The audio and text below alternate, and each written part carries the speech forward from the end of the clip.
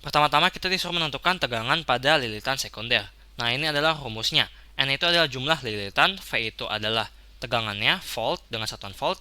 N ini tidak ada satuan, dia hanya bilang lilitan.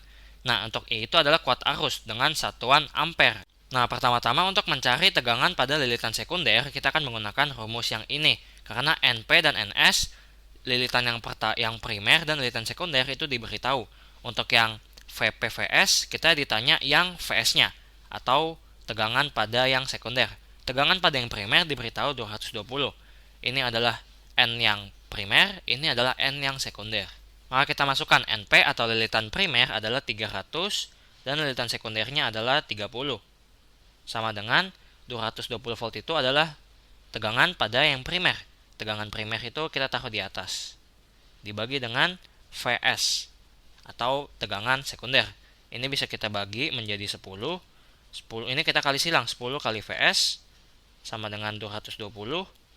Maka VS-nya tegangan sekunder kita dapatkan 22. Ini kita bagi kedua ruas dengan 10 untuk dapatkan 22. Berikutnya, untuk yang B itu kita diberitahu lagi lilitan primer itu ada arus listrik yang sebesar 0,5 mA. Ini kita ubah dulu ke satuan ampere. Kenapa? Karena satuannya ampere untuk yang I. Untuk mengubah ke ampere, ini kita bagi dengan 1000, sehingga kita tambahkan 3 nol di depan 5. Ini adalah IP atau kuat arus pada lilitan primer. Kita gunakan rumus ini, VP per VS sama dengan IS per IP. Kita bisa pakai NP per NS juga, sama aja. Kita pakai NP per S. 300 dibagi dengan 30.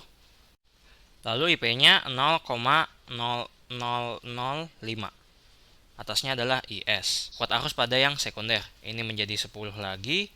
Maka IS sama dengan 0,005. Lalu soal yang C, efisiensi transformator. Ini adalah rumusnya. Ini adalah simbol efisiensi. VS dikali IS dikali 100% dibagi dengan VP kali IP. Ini tadi kita udah cari semuanya, jadi tinggal kita masukkan. VS itu satuannya volt dan I itu satuannya ampere. Maka kita masukkan untuk mencari yang C ini, efisiensi.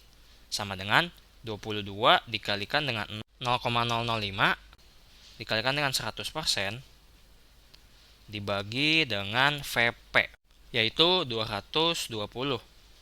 Dikalikan dengan IP, IP-nya 0,0005. Maka ini kita kalikan, ini menjadi 11% dibagi dengan 0,11. Ini sama dengan 100%.